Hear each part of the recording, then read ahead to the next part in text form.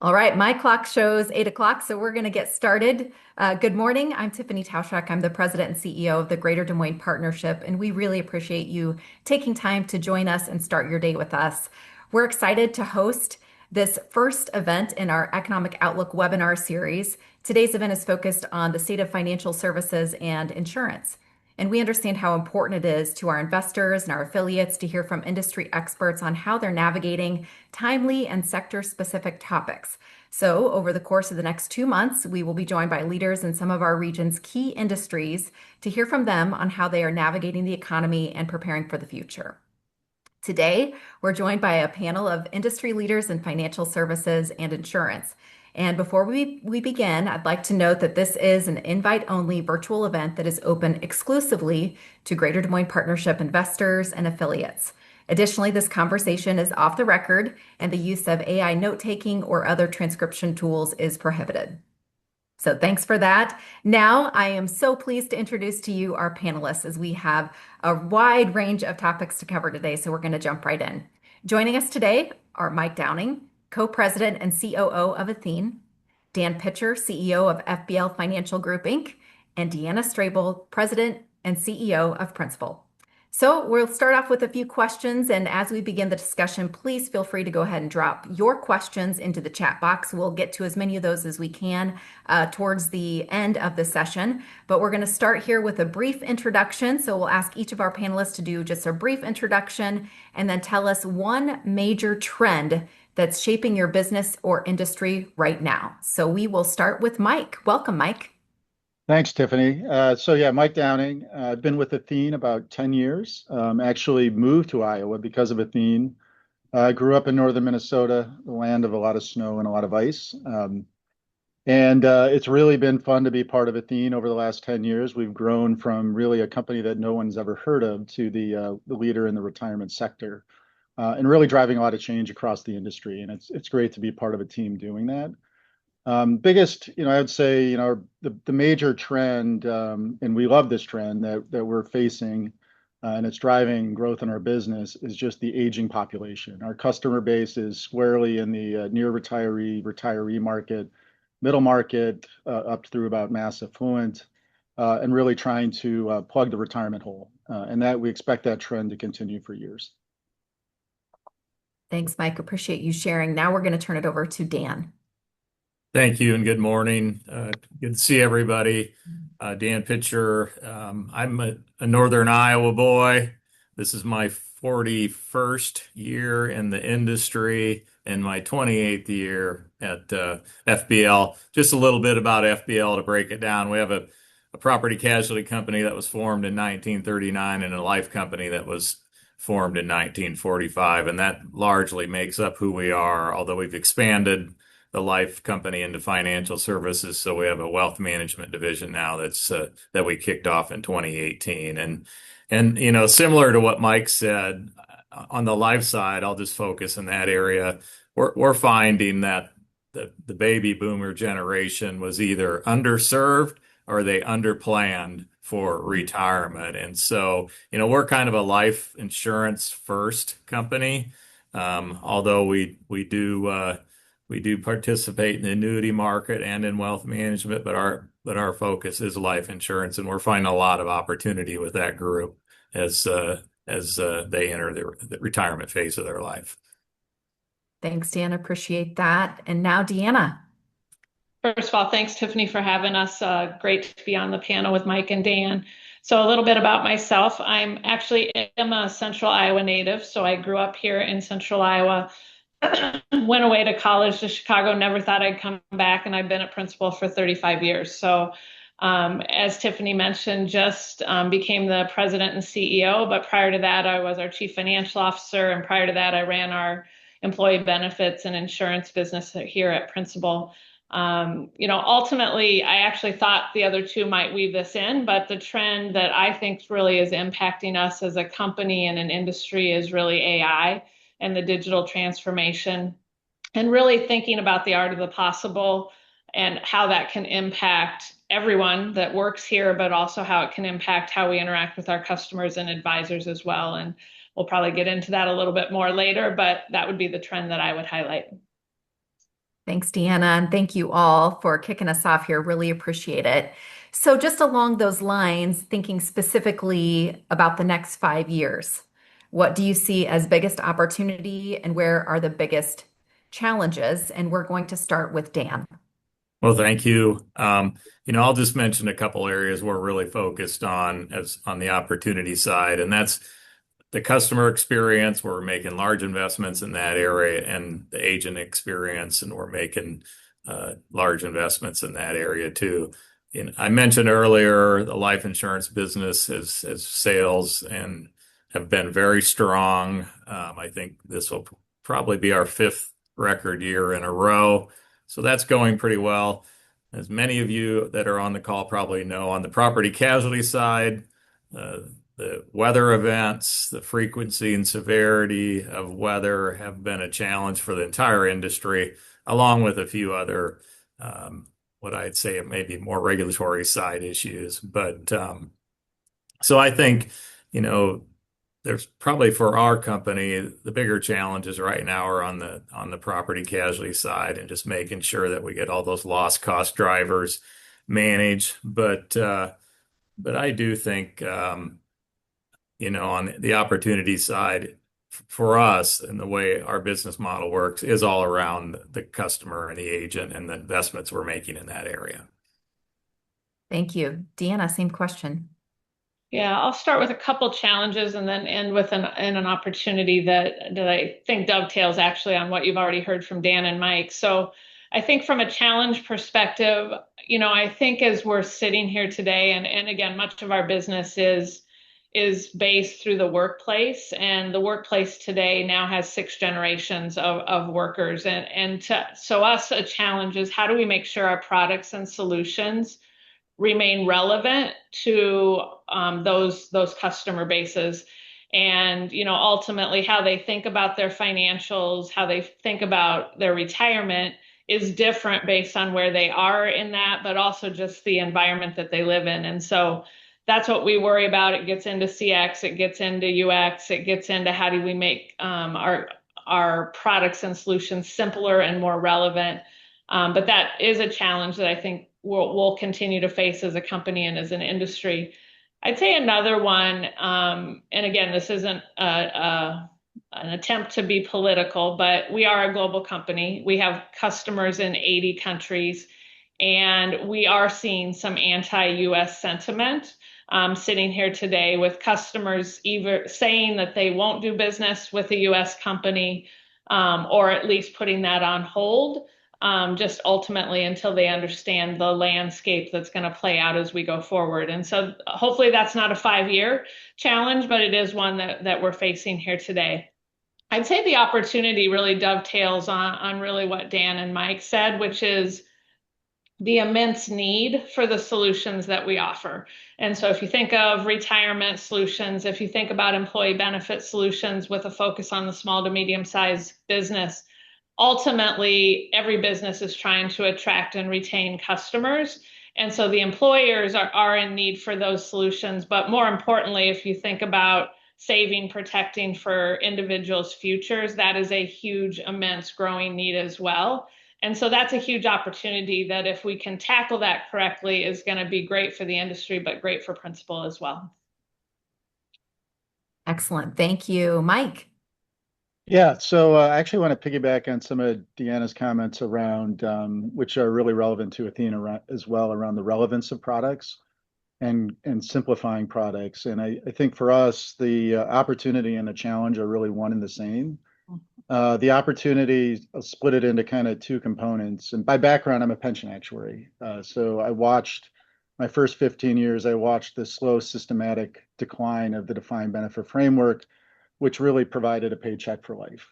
And now that entire framework has been blown up, and a huge opportunity the entire insurance industry has is to bring annuities back in a better way into defined contribution plans. I think a lot of us can do analysis internally around how you model, but basically, if you are smart about how one integrates annuities inside an overall accumulation and then a spending, So we're really good at helping people accumulate wealth. We're not good at helping people spend their hard-earned savings. You can actually increase a paycheck by about 50%, and create guaranteed income for life. And that creates it's a game changer for most retirees, which are effectively one downturn away from running out of money or afraid to actually spend their savings for fear of market volatility. And so a big barrier on the DC side has been some of the legislative barriers. However, the same phenomenon exists on the individual IRAs and just individual savings, and a lot of that's access to product, and that's because products historically have been too complicated, and we need to work on making both the experience simpler and the product simpler to really underscore the message of the value that these products bring, which is income for life and making existing savings go a lot further. So I would guess, if we were able to unlock the demand that has not yet been unlocked, annuity volumes, which are about 400 billion today, should be about 800 billion a year.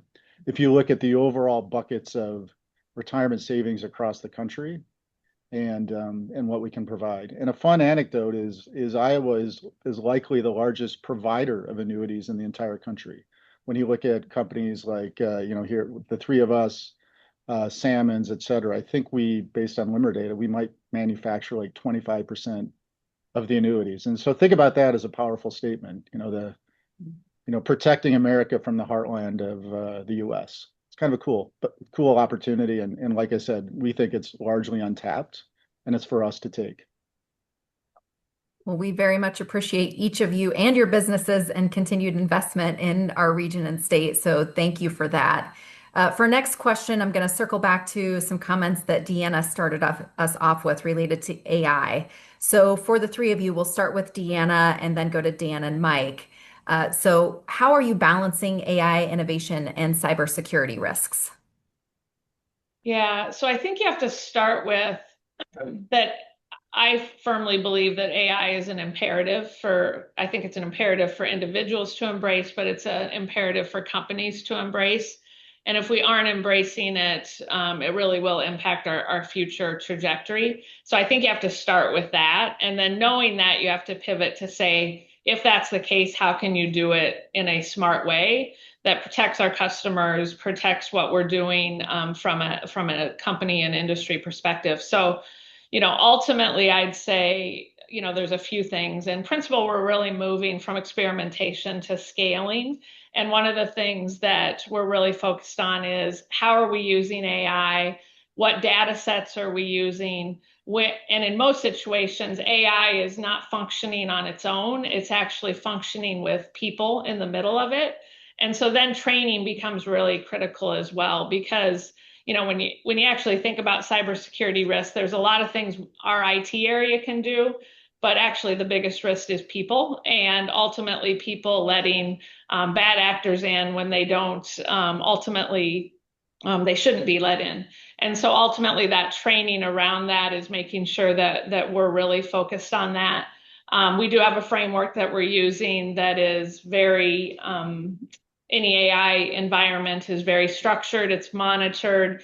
Our internal AI is ultimately all using principal data versus, public data. So that, again, that decision making on what data sets you're using is really important as well.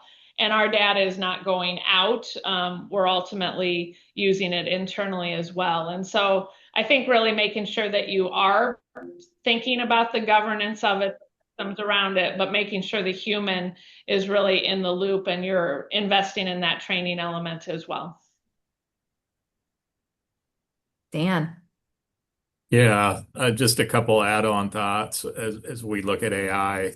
There's a whole regulatory framework that's being built out that'll impact in both the life insurance industry and for us, the property and casualty insurance industry. And not everything we do, though, falls within that framework. So we're trying to focus on those areas around the edges, in particular in providing customer service and some of those areas. So we're trying to move the needle early on and in some areas where we think there's going to be less exposure to the NAIC's regulatory framework, which is evolving and and will likely change in the future. But yeah, Deanna hit the nail on the head on the cyber side. I think the IT staff are managing.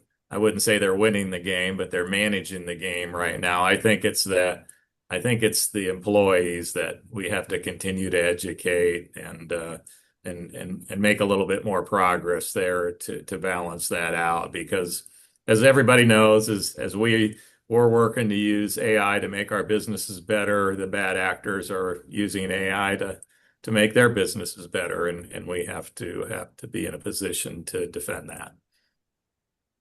Thank you, Mike. Yeah, so I'll just add on to, because I agree with all the statements that Deanna and Dan just made. And so just a couple of other, I guess, nuances on that is, as we rolled out AI, we stood up our governance process at the exact same time we started implementing to make sure people had clear swim lanes. I think one of the challenges of AI is this concept called hallucinations, where the AI bot or whatever you want to call it can take good information and spit out a wrong answer. And for us, a lot of our information we're sharing with customers is responses to financial questions and so forth, and we need to make sure that's accurate. So that's one aspect we want to be very mindful of. And then another one, just early on, a lot of questions we would get from folks from the outside are, oh, now you can get rid of your call center because your call center will be replaced with chatbots. And it's actually the wrong way to think about AI. The better way to think about the value and the transformative power that Deanna mentioned is less about replacing people, but it's enhancing what they can do. So in terms of how we think about it is use AI to prevent the call from happening in the first place. So don't replace the caller with an AI aided machine. Understand what's driving those calls in the first place using AI, and then prevent that from happening. And then effectively what you do is you're able to then step up everybody's jobs and create more interesting employment opportunities and so forth, and create ultimately a more scalable business model. And in our business, mantra I have is every basis point matters. One less basis point of operational costs, we can pass that on to the customer. And that feeds right into the next question, which also relates to some of your comments earlier on related to customer experience. So as you think about customer expectations, how have they evolved in recent years, and what is your organization doing to respond to those changes? Mike, we'll start with you. Sure. So in our business, it's largely we interface with customers in terms of there's a call center that takes calls, but most of the interaction is through intermediaries because the financial products tend to be more complicated. They require an insurance license to sell. So we rely heavily on independent financial advisors and advisors that sit within banks and also broker dealers to help market our products. And so the things we've been working on is really in terms of a customer experience, we're finding there's kind of two venues. Some advisors like a more complex array of products because that allows them to provide more customized solutions to their customers. And what we're doing is trying to use a lot of technology to make those easier to explain and easier to communicate to customers. And another evolution is sort of the opposite side, where we're trying to demystify a lot of the products and create more simple point and click type experience to actually create better access. I think there's a lot more to come in the industry. Per my original comments, I think access is still too hard. And I think as us as a company, and then us as we advocate together with the industry, just need to do a lot more just to make the products and solutions just that much more simple and easy to understand. Thank you. Dan, same question. Yeah, I mean, if you think about our business model, for over 80 years, we've operated with our exclusive agents, which are our main and have been our main contact for the customer over the years. And obviously, technology has made doing some parts of our business for our customers easier when the agent may not be involved. And we also have a call center too. And so a lot of our focus has been trying to find those models that can satisfy the customer in the different channels. Some want to talk to the agents, some want to make changes direct with the company, some want to talk to a call center. And so it's trying to put all those pieces together while still maintaining, which is just part of who we are, of that relationship between our agents and our client members in the field. So it's a continuing balancing act. We're not a direct to consumer player. We don't intend to be a direct to consumer player, but there are, once we've acquired a customer, there are transactions where it just makes sense, and it improves the customer satisfaction when we have those options available. So, Thank you, Deanna. Yeah, so we have a lot of the similarities of what's already been talked about, but we do have a lot of interactions day to day, hour to hour with our employees. Think about someone who has a 401k plan with us. They're looking at checking their balances. They're looking to move money around. And I think the real evolution has been we're no longer being compared to other financial services companies from a CX or a customer experience perspective. Our customers expect us to work with them like the other companies they interact with on a daily basis. Think Amazon and think Apple. And so I think we've had to reframe our perspective to not just benchmark against our competitors, but how do we benchmark against those other companies that our customers are coming to expect in everything they interact with. So, 24/7, easy, personalized. They want it now. They want a shopping experience that recommends new things. So just I think that expectation has just changed as we think about the last 5 or 10 years. And so really, I think the learnings from that is, if we compare today to 10 years ago, embedding those CX professionals, those user experience professionals in everything we do, starting with the customer, not starting with the product, is really what we have to do to make sure that we're continuing to evolve and meet those evolving expectations. Very good. Thank you. Well, I have a long list of questions to ask. Just a quick reminder to our attendees who are listening, if you have questions, please feel free to drop them into the chat box, and then we'll get to as many questions as we can before we wrap up at 8:45. For now, a couple more questions before we take attendee questions, and this is more related to your leadership. So what leadership lessons have stayed with you from challenging times that are still helping guide you today? And for this one, we'll start with Dan. Well, thank you, Tiffany. I'm pretty sure that the first case of COVID in Iowa was discovered the day I became CEO, or within a few days. And so that was kind of was a big blow up for the plan I had in place. I had some time before taking over to put my 90-day plan together, and of course I had to scrap the whole thing.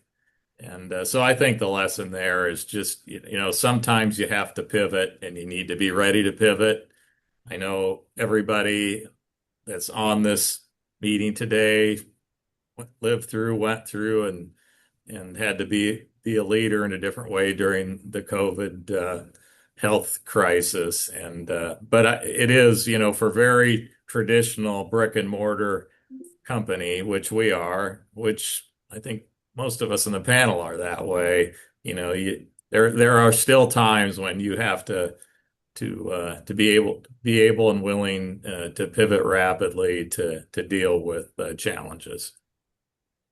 That word pivot, I think we use that so many times from 2020 to even again recently. So thanks for that, Dan. And I didn't realize that one of your very first days in that seat was overlapped with COVID. Yes, Sorry my title quickly shifted from Chief Executive Officer to COVID Executive Officer. So. Oh. Well, you're still going strong, so good work, good work. Same question for Deanna and then Mike. Yeah, I'll just mention a couple things. I think I've learned people react to how you react. And so I think that importance of staying calm in every environment is really important.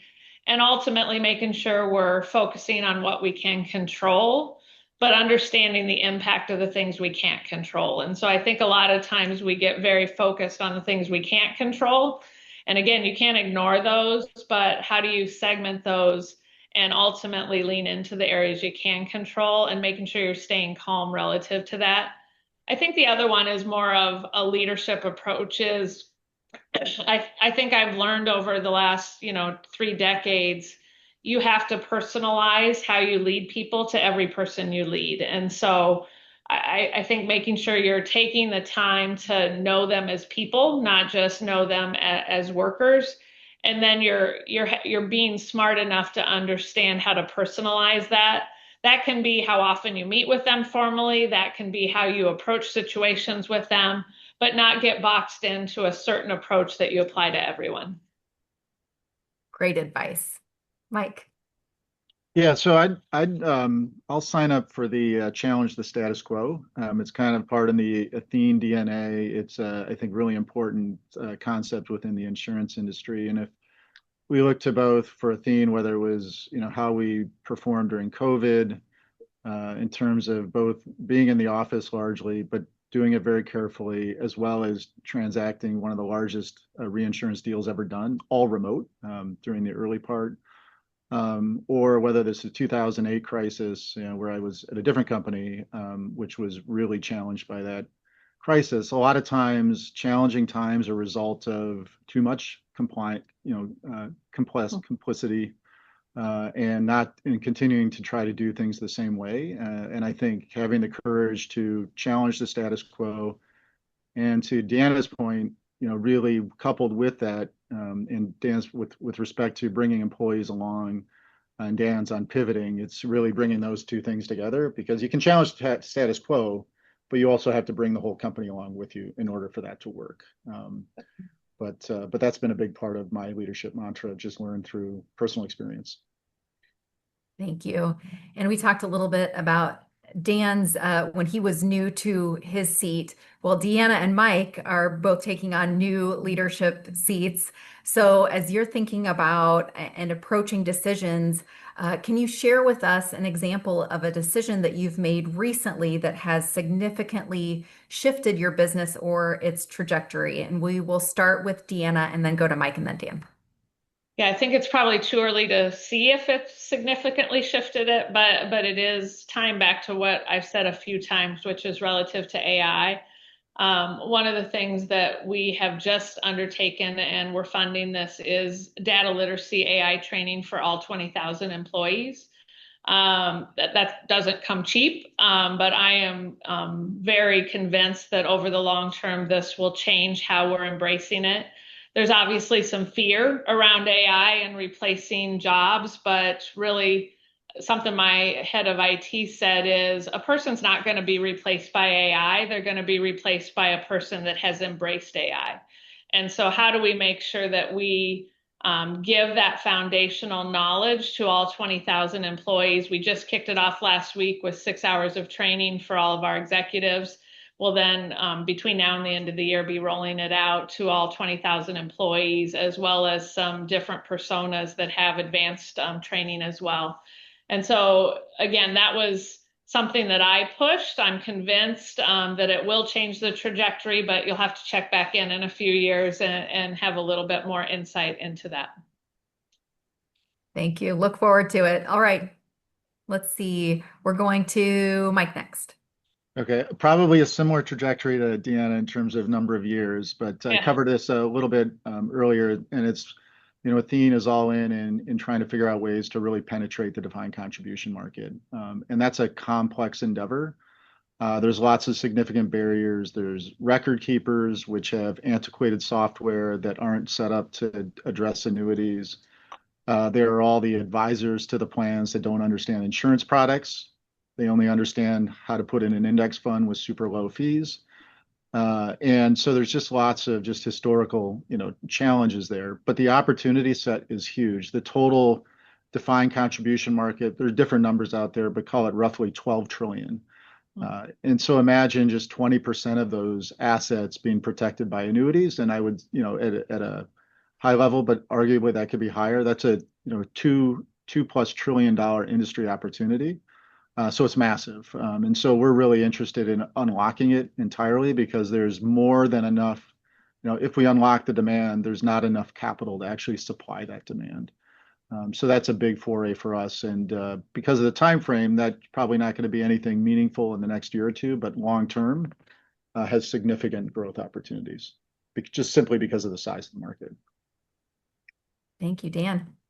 Yeah, if you think about our holding company and go back a few years when I became CEO, we have one company. It was a mutual company owned by the policyholders, and at that time we had a public company and a lot of shared services, and of course the strategies of a private company and a public company often don't align, and so being able to take the public company private kind of really laid the groundwork for some longer term shifts in how we approach our business models. And that was in the middle of COVID also, but we got it done virtually, kind of with like Mike's big change that they did. But it has provided a little bit more of a common strategy on moving our companies forward here. So. Thank you. So, as you all think about today's economic climate, how are you balancing short-term needs or pressures with long-term strategy and growth? And for this one, we'll start with you, Mike. Okay, great. Some of the challenges we're seeing in the short term, the interest rate, it's been a lot of volatilities. We saw, rapid spike in 2022, and then more recently, a fair amount of volatility just associated with some of the fiscal policies or the questions that exist around some of those, as well as just a lot of challenges with the investments themselves in terms of some of the things we say externally is our spreads are at all-time tights, investment spreads. So it's harder to invest. And I think for us, Athene has always had, again, a track record of braving our way through some of these more challenging environments. It's part of our DNA, and we'll continue to do it. But it's really some of the short-term uncertainty that's probably one of the bigger challenges we're facing right now. Thank you, Dan. Yeah, and for our life company, really Mike kind of hit the nail on the head on some of those short term, and of course, we continue to focus on the long-term growth of that company. In the property casualty company, we're doing a lot of analysis around tariffs right now, what impact tariffs may have on a loss cost in both the private passenger world and in the property world. And it's always or has been recently an ongoing challenge in the short term to deal with just what's the long run of the frequency and severity of weather in that world too. So those are just some things that are on the short term. On the long term side, of course, like everybody on the panel here, these companies were founded many, many years ago, and we always have to remind ourselves part of our assignment is to make sure they survive many, many years into the future. And that's usually what a lot of our long-term strategies centered around. Deanna. So I've been at Principal 30 years, and 10 years of those we were a mutual company, and 25 years we've been a public company. And so I think this is a constant focus for us. And as a public company, you are balancing long-term viability, success, and what has made us successful for 145 years, but you're talking to your investors every quarter. And so really, I think our approach, you have to be grounded in the long term, but don't lose sight of the short-term impacts, and be willing to sacrifice short-term results, but you have to really have a compelling thesis of how that's going to positively impact the long term. And so, ultimately, whenever you're doing a business case, you need to understand both the short and the long and have a lot of conviction in that long term, but understand the short-term impacts as well, and be brave enough to be upfront with your investors if there is a trade-off that's going to happen. But ultimately, understanding those levers and how you can pull them, I think, is really important. And you can't lose sight of the long term. All of us are investing people's money for decades. And if we get too focused on short term, that's not going to allow us to deliver on the promises that we've made to our customers. So that long-term perspective is really critical. Thank you. So we have a number of financial services and insurance leaders who are listening to the call today. If you could offer one piece of advice to these leaders as they are listening and learning from you, what would that be? Dan, let's start with you. Yeah, I think if you think about navigating through all the change, there's always this constant balance between who we are and who this our company was historically and how we evolve going forward. We can't forget, what our core strategy is and who our customer base is, but we also can't stick our heads in the sand and ignore change. And so there's just for me, I use the word often. I used to use other words often, and then I'm told to quit using those words. But I often just use the word balance with my team, just try to focus on finding a way to balance the past with the future. So Thank you. Deanna, same question. Yeah, I think this advice applies to both companies, but people. And it's really about not trying to be someone else. And so I think people spend a lot of time comparing. You need to understand your competitors. You need to understand what's happening out there. But fundamentally, you have to come back to who you are as a company, what's your strategy, and how does the future path make sense given who you are as a company. And I think even as a person, I find, and again, I just stepped into a role that was previously served by someone that's iconic in Des Moines, iconic in the industry. And it's easy to try to replicate others. And ultimately, that's never going to work. If I try to be Dan, that's not going to work.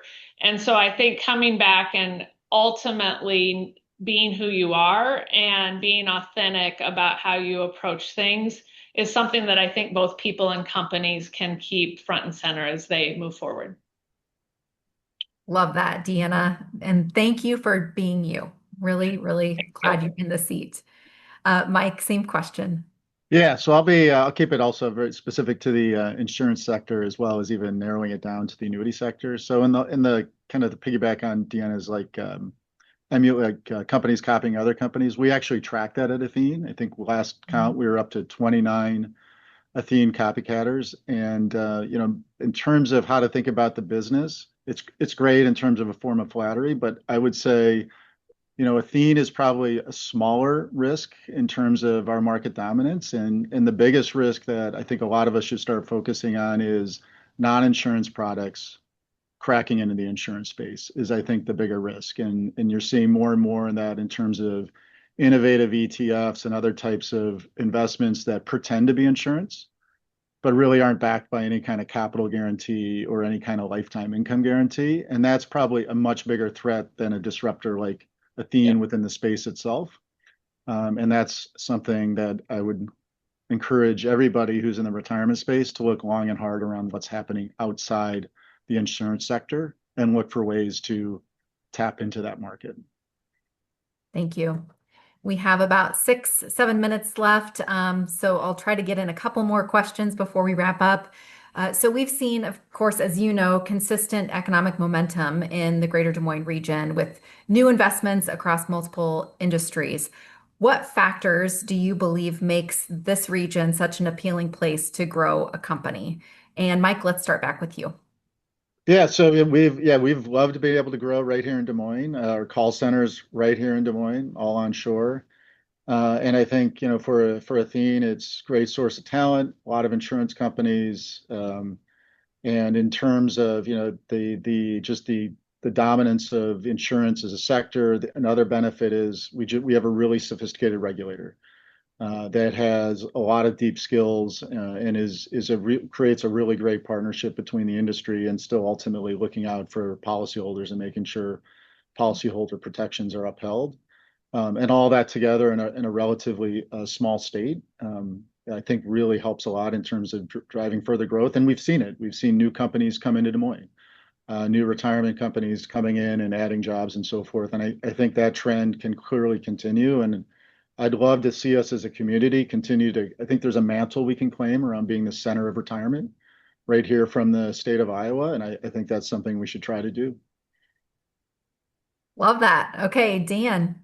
Yeah, I think Mike hit on many of the key points. Probably the one to add is like many companies, we have some regional offices that are in major metropolitan areas. And I tell you what, the cost of living in some of those local economies has just really exploded in the years that I've been here. And that's something that that Des Moines has provided a little better opportunity there and managed that cost side a little better. So it's a more attractive proposition for the workforce. Thank you, Deanna. Yeah, I'll dovetail on a couple things and maybe mention a few different things. I do think the very collaborative and sophisticated regulator is critical for this industry, and ultimately for those of us that have been here forever, that relationship has been important, but the ability to attract and retain other companies is important as well. Iowa and Des Moines is honestly a great place for individuals to raise a family, have a productive career. And I think more and more is a place that people want to live. And ultimately, if we can get people here to see it, we have a great success in getting people to move here as well. I'd say two other things I'll mention, though, that I think is a little unique is I do think people care about the community much more than other cities, and are willing to invest. And so whether that be making downtown more vibrant, well, whether that be dealing with issues and trying to make sure that we can resolve them, and then the ability of companies to collaborate with public and private to tackle issues, I think is a unique aspect of Des Moines as well. And ultimately is why Principal's committed to continuing to have our headquarters here, and our biggest number of employees are in Des Moines as well. And we see that continuing to grow. Thank you so much. Well said. Really appreciate each of you, your time. And I think another differentiator for us as a region is the fact that we have access to leaders like you. And you take time for sessions like this. You are very busy, pulled in a lot of directions, and just sincerely appreciate that you understand the importance in continuing that connection throughout the community and throughout the region. So thank you to you. Thank you to your team and your businesses. Some of my key takeaways from today is the focus, continuing to focus, not getting distracted, focusing on customer experience, focusing on growth opportunities and the long term, not just the short term. Balance, love that. Also love owning just being you as you are in that seat and leading the team forward. And Mike, we have a senior team meeting next. We're going to talk about DSM branding it as the Center for Retirement. So really appreciate that. Great idea too.